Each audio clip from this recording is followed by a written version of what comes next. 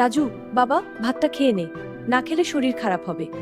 না মা, আমার খিদে নেই, খেলতে যাব। রাজু, প্রশ্নটার উত্তর দেবে? স্যার, আমি ঠিক বুঝতে পারছি না।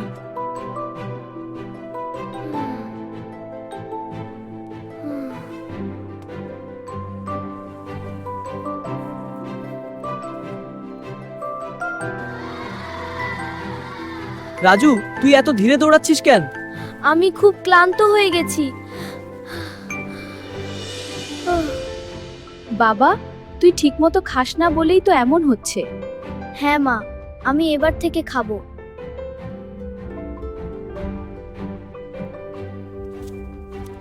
মা, আজ আমি সব খাবো।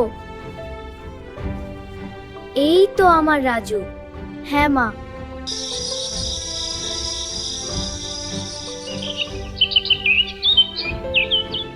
চল রাজু, দৌড়ো, আমি পারবো।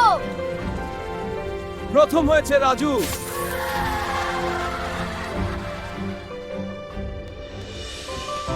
আমি জিতে গেছি মা, আমার সোনা রাজু।